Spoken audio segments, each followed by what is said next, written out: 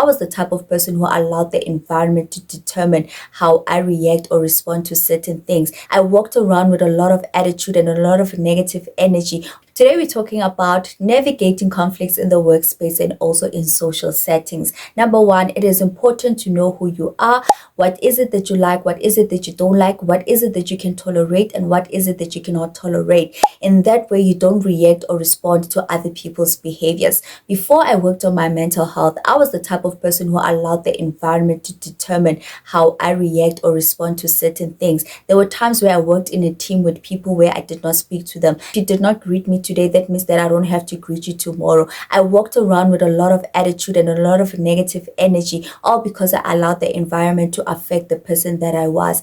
Once I took the time to work on my mental health and emotional health, I realized that I'm in control of how I react or respond to certain things. It is all on me. It is my responsibility to choose how I react or respond to situations. Once I started doing that, it made me work well with other people. Even although in certain situations we may not have seen eye to eye, but we were able to work together. So I am telling you today that if you are the person that's allowing the environment, you're allowing other people's response and behaviors to affect who you are, then you need to sit down and analyze who you want to be and how it is that you want to show up, especially when it comes to the workplace and social settings, whether it's friends or family. You need to decide how you want to actually show up. Number two, assess the situation. Is it work related?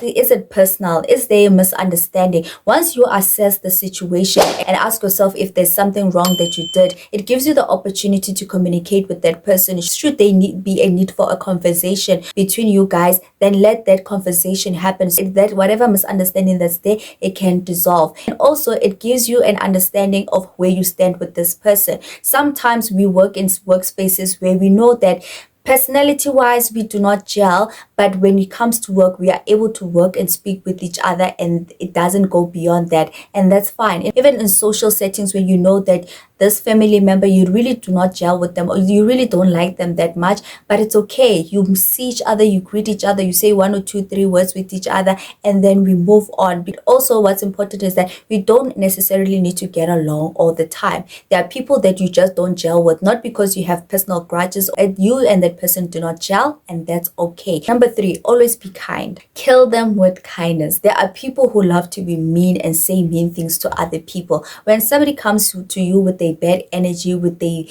meanness, you kill them with kindness. You find that a person will say to you, oh, that dress is so beautiful, but it's not flattering. When they say that, you say, oh, wow, thank you. I love this dress so much. I always get compliments from it. It's my favorite dress. You kill them with kindness. Let them be the ones who are uncomfortable with their unkindness, with their meanness. When you do that, you actually show them that whatever energy that you're coming with, whatever unnecessary drama that you want to cause, it will not do anything to me. It will just fly over. When you do that, then you are in power. And when you do that, you are in control of how you react to certain things. Even when you are in control, that gives you peace of mind. Number 4, forgiveness. I believe that forgiveness is not about forgiving another person. It's also for you. You letting go of whatever grudges, you letting go of whatever hurt, whatever mistake, whatever action that was done to you by another person. You actually detaching yourself from any ill feeling towards that person when you forgive them. That person may have done whatever they have done, but when you forgive them, you are giving yourself the peace and the love that you need in order for you to move on. So that's how you navigate conflicts in the workspace and also in social settings. I hope you enjoyed this video. I will definitely see you in another one.